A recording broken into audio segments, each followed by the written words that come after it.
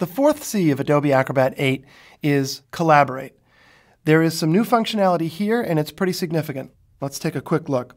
I'm going to jump back over to my folder full of assets. This is the Lesson 2 folder of Part 1. In here, I have a budget, and the budget is something that I want to review. So I'm going to open it. In Acrobat 7, I could select Attach for Email Review, or in this case, with Acrobat 8, a new feature is the ability to send for shared review. So I'll select that.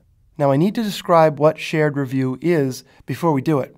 It's the ability to open a PDF file, see one another's comments right inside Acrobat. With Acrobat 7 and previous, I could create a browser-based review so that I could see everybody's comments at the same time, or I could create an email-based review, the process of sending out the file, gathering comments, and then bringing them back together at the end of the process. That could be a little bit cumbersome because many people might make the same exact comment, and so it would be up to me to use the comment functionality in Acrobat to manage that. And although the comment functionality is certainly robust in Acrobat, with the shared review, that's going to be less of a problem, because what Acrobat will do is it will host the comments in a common location, a location I can choose by clicking this button here or by selecting from this pull-down menu. And I'll click on this button to show you that my location options are a networked folder, a SharePoint workspace, or a WebDAV folder.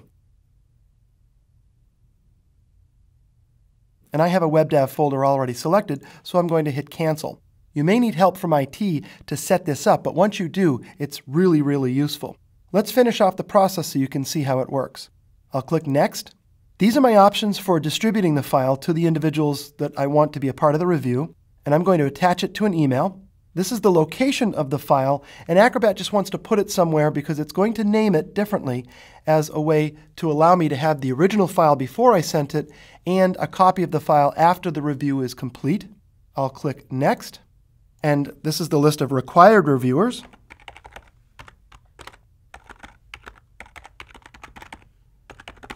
And a new concept here is the optional reviewer. It's somebody that, I want them to know the review is happening, but I don't need to receive their comments back before I can continue. And that is something that the review tracker will keep note of, required reviewers versus optional reviewers.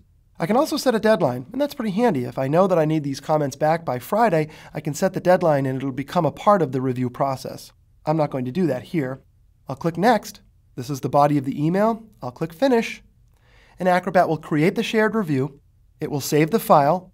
It will make sure that there's a folder in the comment repository, create an outgoing email, notify me that it's done so. I have to go over to Outlook if I want to actually send and receive. Click OK. I'm done. Now, the comment and markup tools are available, and also there's a new bar here that tells me that this document is a part of a shared review. So if I add a comment, all I need then to do is click Publish Comments. Anyone else who's been invited in this will automatically see those comments once they select Check for New Comments. And of course, every time you open or close the file, Acrobat is automatically going to check for any new comments so that you stay up to date as much as possible. The shared review is the perfect blend between the email-based review and the browser-based review. The email-based review allowed you to stay in Acrobat. The browser-based review allowed you to see everybody's comments at the same time. The shared review allows you to do both.